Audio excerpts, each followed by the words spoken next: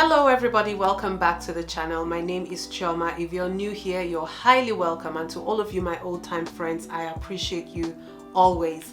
Today I am going to be addressing social workers in the building. So if you are a social worker, can you give me some noise? Yay! Okay. So I want to talk to you specifically because if you have been following me on this channel for any length of time, you would first of all know that I am a qualified social worker here in Australia, and also that I actually qualified for permanent residency through my studies in social work. Okay, so I completed the Master of Social Work qualifying here in Australia, and that opened up a pathway for me to apply for permanent residency here in Australia. And you can do the same as well, regardless of whether you are an Australian trained social worker or you're overseas trained. So I want you to keep watching.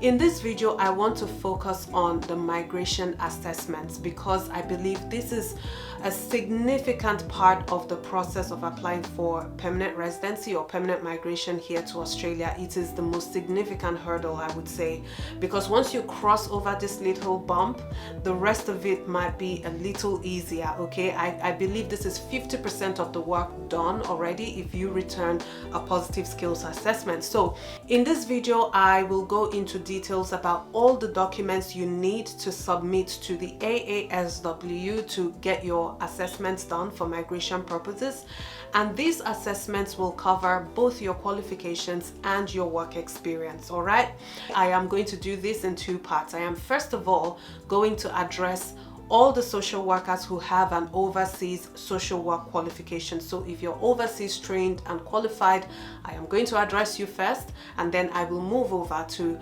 address those of you here in Australia who are studying towards becoming social workers, or you have completed your studies but you're still a bit confused as to how to take the next step. Another thing I want to mention here is for you to keep in mind that I am not a migration agent, okay? I am not an AASW agent. I am not an agent of any kind. I want to encourage you to take some time to verify every single thing that I say in this video, all right? So for overseas trained social workers, if we're talking about the qualifications assessment, which is called the IQA, International Qualifications Assessment, okay? If we're looking at that, there are 5 key criteria you must meet. So let's begin with the first one. The first one is that your social work qualification must be social work specific. If you've studied a Bachelor of Social Work or a Master of Social Work, those are social work specific qualifications.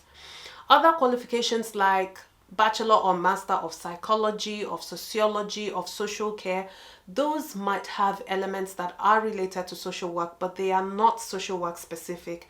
And for the purpose of the migration assessments, they are not accepted on their own, except of course you're able to demonstrate that in addition to these qualifications that are social work related, you also have another professional social work qualifications. All right, I hope that is clear.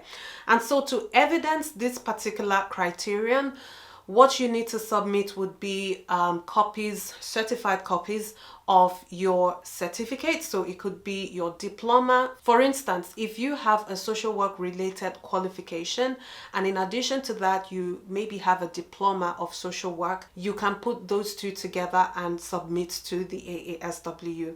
If you've got a Bachelor of Social Work or a Master of Social Work, then you also want to provide a certified copy of your certificates, okay? And you also need to submit your academic transcripts for that particular social work qualification you're using in your assessments. I hope that makes sense. Okay, there's something I need to mention here, and maybe this is actually more relevant to people who have trained here in Australia, not necessarily overseas, is that the minimum qualification required of you here in Australia is a Bachelor of Social Work. I know that I did mention diploma here, okay, and this might only be relevant to people who have studied outside of Australia. But here in Australia, if you're studying towards becoming a social worker here in Australia, the minimum accepted qualification is a Bachelor of Social Work. Let's continue with the IQA criteria. Remember, I said there are 5 key criteria you must meet, and I have mentioned the first one, which is about your qualifications and how they have to be social work specific. The second criterion is that your qualification must be regarded as a professional social work qualification in the country where you obtained your training or the country where you're practicing social work. So why I think this is really relevant for you to pay attention to is because in some countries, all right, they might accept a diploma of social work. And if that is the case where you obtained your training, then AASW will also accept that because it is acceptable in your country of training. And the evidence that you need to show to demonstrate this particular criterion would be your certificate, which would be either your diploma or your bachelor degree certificate or your master's certificate. You also need to submit your academic transcripts. You also need to show evidence of registration or licensing in your country of training or practice, or eligibility for membership if there is no registration facility. And you also need to show that your social work qualification is accredited. It has to be an accredited course in whatever country that you studied in. So that's it for criterion number 2. Let's move on to number 3. For this one, we're talking about learning outcomes. So the AASW, by the way, I'm not sure that I explained what AASW means, and pardon me for that. So AASW is the Australian Association of Social Workers, and this would be the authority that is in charge of accrediting social work courses here in Australia, but also providing migration assessments for anyone who wants to migrate to Australia or practice social work in Australia. Okay, pardon me for that. I should have said that at the beginning of the video. But going back to criterion 3, we were talking about learning outcomes. So AASW would want you to demonstrate that your overseas obtained qualification achieved the same learning outcomes that are comparable to an accredited social work course here in Australia. So for instance, if you did a Bachelor of Social Work, you want to demonstrate that the learning outcomes from your Bachelor of Social Work obtained overseas is comparable to an accredited Bachelor of Social Work degree here in Australia. Same goes for the Masters as well, or even the diplomas, right? And for this one, AASW actually listed out 9 learning outcomes that you must demonstrate. Just for the purpose of keeping this video short and not making it too long, I am not going to read out the 9 outcomes, but I am going to flash it up here on the screen, and I will leave a link where you can read up on those 9 learning outcomes. In terms of the kind of evidence or the documents that you must submit to demonstrate that you're meeting those learning outcomes, a completed IQA course information form. So this is the International Qualifications Assessment course information form, and you can access this form on the AASW website. If I can find a link to it, I would put it in the description box. Now that form needs to be completed by your education provider, okay, in the institution where you received your training as a social worker. It has to be filled by them. You also need to show evidence of post-qualifying work experience if the qualifications do not meet the learning outcomes.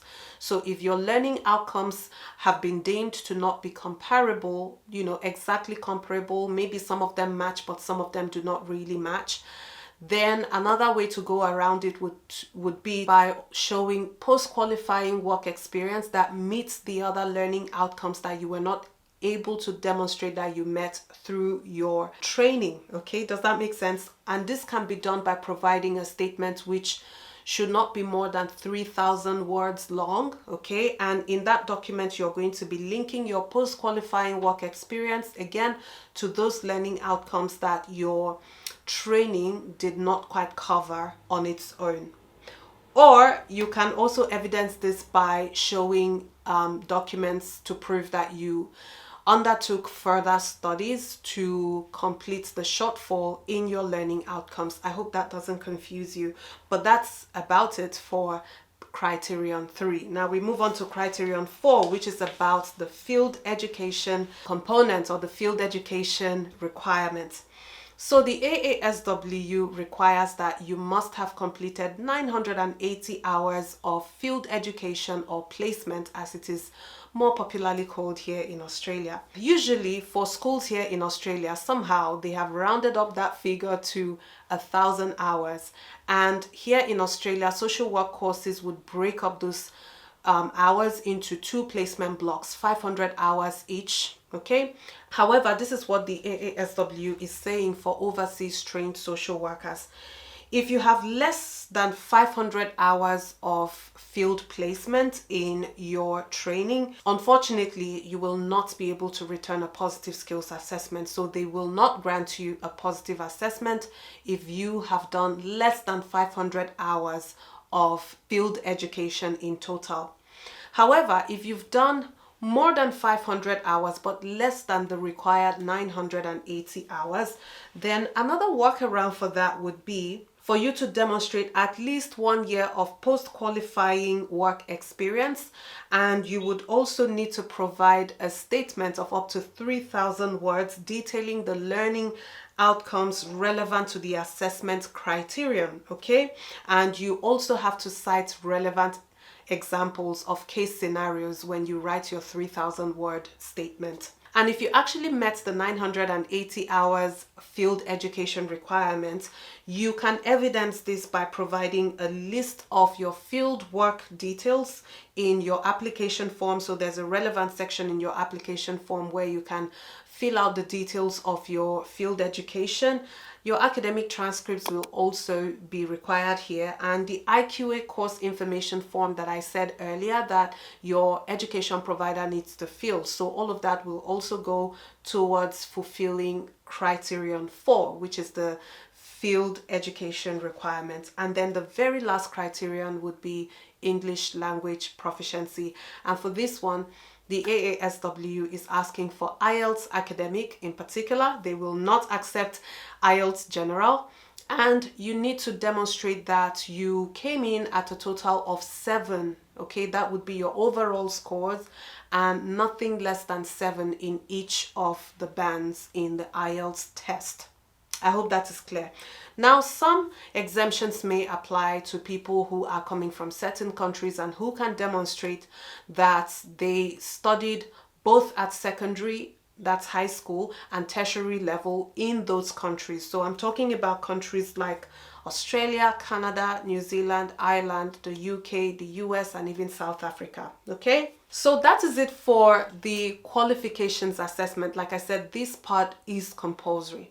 Now we move on to the next part, which is the employment assessment. And as I said, this is not compulsory. Now, the only reason, or I would say the most popular reason why people consider doing the employment assessment is if they want to boost their scores towards their migration points. Okay, so if you want to claim some points under work experience, then you will need to assess your work experience through the AASW as well. So this is what you need to do for your employment assessment. In the very first place, and I want you to pay attention to this, if you're overseas trained, you must have at least 3 years post-qualifying social work experience before you're even eligible to do the employment assessment. Some of the things you must demonstrate would be, first of all, providing details of every position title you've held within all the organizations you've worked with in the time period that you're claiming work experience, okay? And then you also need to provide details of the duration of your employment. So you have to provide start and finish dates for every single position you've held. You also need to provide details of the nature of employment. So were you employed full-time or part-time or on a casual basis, and you have to provide how many hours you worked per week for every single position you held. And then you need to demonstrate that you had the relevant qualification for each of those roles that you are claiming work experience for. So what is the accepted evidence to demonstrate some of these requirements? Number 1, a certified copy of your employment reference for every single position you have held within the period that you're claiming. And the employment reference must be on company letterhead and signed off by your supervisor, team leader, manager, or your employer. And then another piece of evidence would be certified copies of job descriptions, again on letterhead, and it has to detail your roles and responsibilities for each position held. You also need to provide your employment contract, you need to provide tax documents, and your pay slips. Okay, I hope that is clear. So this actually concludes information for overseas trained and overseas practicing social worker. So these are the documents you must provide. I am going to show a figure on the screen, which would be the assessment fee for the assessments that I have just mentioned. Now, having said all of that, let's move on to the next group of people I want to address, which would be anyone who has trained here in Australia or who is still going through the process of obtaining their Australian social work qualifications. By the way, have you given this video a thumbs up? If this video is giving what it should give, please consider giving it a thumbs up. And if you want to subscribe, this would be a great time to do so. Let's continue. So once you're done with your course here in Australia and you obtain your bachelor or your master of social work, you can go ahead and apply for your qualifications to be assessed. And to do that, all you need to submit to the AASW would be a certified copy of your qualification, okay, so your certificate. And if you are studying a Master of Social Work or a Master of Social Work qualifying, in addition to your master certificate, you also need to provide your undergraduate certificate.